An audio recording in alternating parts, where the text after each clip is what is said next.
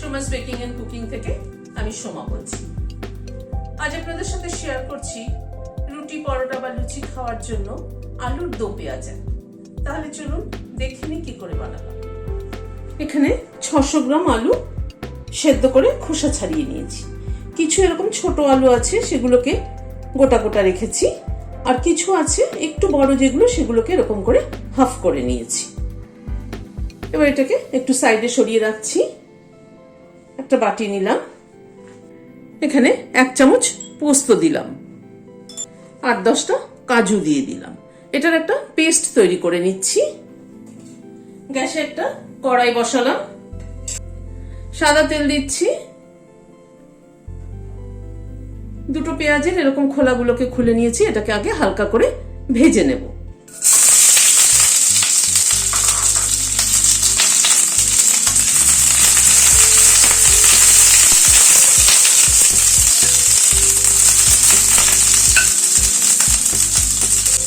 পেঁয়াজটাকে কিন্তু খুব হালকা করে ভাজবো, জাস্ট পেঁয়াজের কালারটা একটু পিঙ্কিশ হবে, তখনই তুলে নেব। পেঁয়াজগুলোকে হালকা করে ভেজে নিলাম, এবার তুলে নিচ্ছি। পেঁয়াজগুলোকে তুলে নিলাম। পেঁয়াজটা তুলে নেওয়ার পরে কড়াইতে আর অল্প একটু তেল দিচ্ছি। এবার এই আলুটাকে দিয়ে দিচ্ছি। আলুটাকে আগে হালকা করে একটু ভেজে তুলে নেব।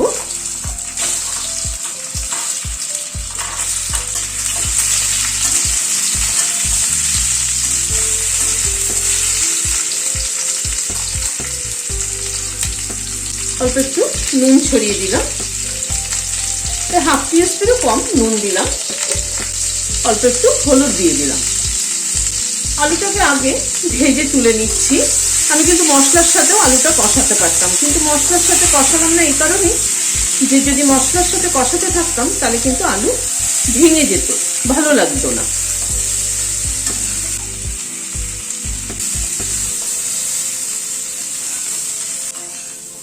আলুটা ভেজে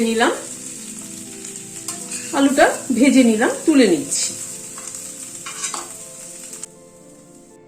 আলুটা ভেজে তুলে নেওয়ার পরে কড়াইতে আবার একটু সাদা তেল দিচ্ছি। তেলটা গরম হওয়ার পরে একটু সাদা জিরে 1/2 টিস্পুন মতো ফোড়ন দিলাম, 2টো তেজপাতা দিলাম। গ্যাসের ফ্লেমটাকে কিন্তু একদম কমিয়ে রেখেছি। ফোড়ন কিন্তু সবসময় গ্যাসের ফ্লেমটাকে কমিয়ে দিতে হয়, তা না হয়তো মশলা পুড়ে গেলে ফোড়নের সুগন্ধ থাকে না। আমি মোটামুটি সব ভিডিওতেই এ কথা বলি, যারা নতুন দেখছেন তাদের জন্য আবার করে বলা। এখানে 8-10টা গোলমরিচ দিয়ে দিলাম। ফোড়নটাকে একটু ক্র্যাক করিয়ে নেব।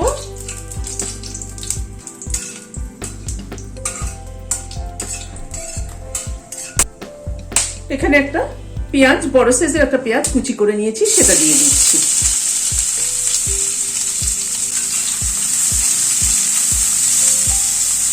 পেঁয়াজটা দিয়ে আগে একটু হালকা করে ভেজে নেব। পেঁয়াজটা ভাজা হতে হতে চলুন একটা মশলা থেতো করে নিই। এখানে একটা 2 ইঞ্চি মতো আদার টুকরো ছোট ছোট করে কেটে নিয়েছি, সেটা দিলাম। 8-10 কোয়া মতো রসুন, সেটা দিয়ে দিলাম। আর 2টো কাঁচা লঙ্কা হাফ করে দিয়ে দিলাম, দিয়ে একটু থেতো করে নিচ্ছি। এভাবে ইনস্ট্যান্ট মশলা থেতো করে দিলে তার ফ্লেভারটা কিন্তু দারুণ সুন্দর হয়। এটা আমি যদিও আগে অনেক ভিডিওতেই বলেছি, তবু আবার নতুন করে বলছি যারা নতুন দেখছেন তাদের জন্য। মশলাটা থেতো করে নিলাম।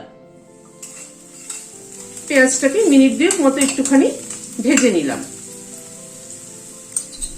এবার এই আদা রসুন যেটা থেতো করে নিয়েছি সেটা দিয়ে দিচ্ছি।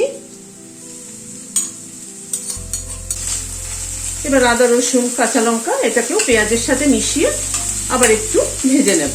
খুব বেশি ভাজবো না কিন্তু।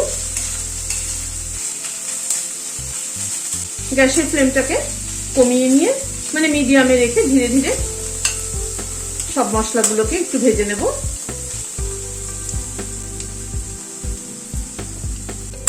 সব মশলাগুলোকে একটুখানি মিনিট 2 মতো নাড়াচাড়া করে নিলাম। 1/2 teaspoon Kashmiri red chilli powder দিচ্ছি, হাফ টিস্পুন রোস্টেড ধনের গুঁড়ো দিচ্ছি, হাফ টিস্পুন হলুদ দিচ্ছি, হাফ টিস্পুন নুন দিচ্ছি, কারণ আগে আলু ভাজার সময় নুন দিয়েছি।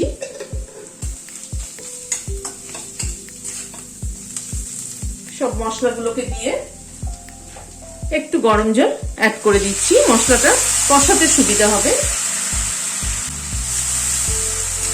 সবসময় একটু জল দিয়ে মশলা কষালে হয় কি মশলাটা পুড়ে যায় না।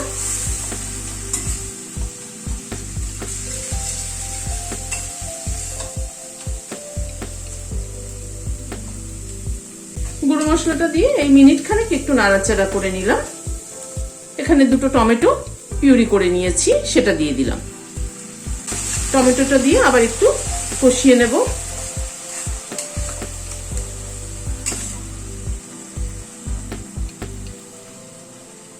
টমেটোটাকে দিয়ে মিনিট দুয়েক মতো আবার একটুখানি টমেটোটাকে কষিয়ে নিলাম।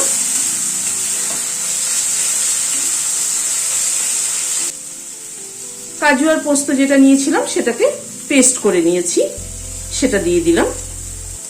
কাজু আর পোস্তটাকে একটু 5 মিনিট গরম জলে ভিজিয়ে রেখেছিলাম, তাতে পেস্ট করতে সুবিধা হয়েছে।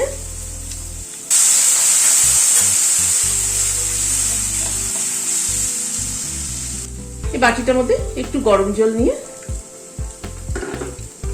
বাটিটা ধুয়ে দিয়ে দিলাম।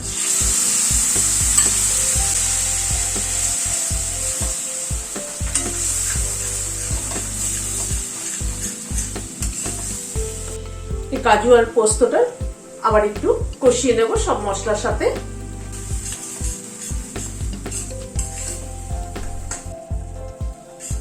এই মিনিট খানেক একটু কাজু আর পোস্তটা নাড়াচাড়া করে নিলাম। আলুটা এবার অ্যাড করে দিচ্ছি।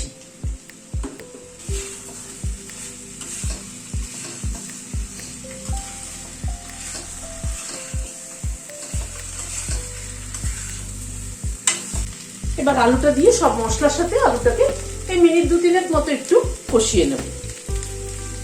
আলুটাকে মিনিট 2-3 মতো কষিয়ে নিলাম। এবার গরম জল অ্যাড করে দিচ্ছি। আলু তো সেদ্ধই আছে, সুতরাং খুব একটা বেশি জল কিন্তু লাগবে না। জাস্ট গ্রেভির জন্য একটুখানি, মানে গ্রেভিটা ফুটে ওঠার জন্য যতটুকু জল লাগার সেটুকু দিলাম। এবার গ্রেভিটা একটু ফুটে উঠুক, 1 চামচ চিনি দিয়ে দিলাম। মিনিট 2-3 ঝোলটা ফুটে উঠলো। এবার এই পেঁয়াজটা অ্যাড করে দিচ্ছি।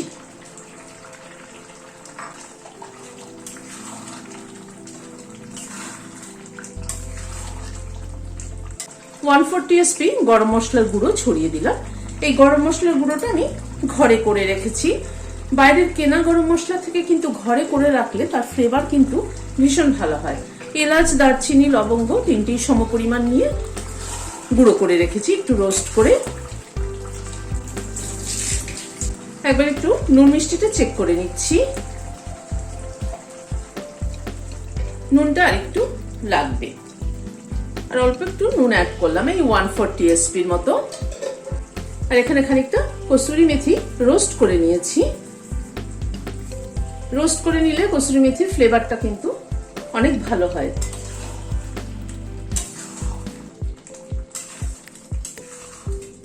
গ্যাসের ফ্লেমটাকে বন্ধ করে দিয়ে ঢেকে দিচ্ছি স্ট্যান্ডিং টাইম 5 মিনিট, গরম মশলা কসুরি মেথির ফ্লেভারটা অ্যাবজর্ব হওয়ার জন্য। রুটি, পরোটা, লুচি যে কোনো কিছুর সাথেই কিন্তু এই আলুর এই দো পেঁয়াজের প্রিপারেশনটা খুব ভালো যায়। রেসিপিটি কেমন লাগলো আমাকে কমেন্ট বক্সে জানাবেন। যদি ভালো লাগে তাহলে একটা লাইক এবং সাবস্ক্রাইব করার অনুরোধ রইল। আজ তাহলে এখানে শেষ করছি, দেখা হচ্ছে আমার পরবর্তী ভিডিওতে। নমস্কার।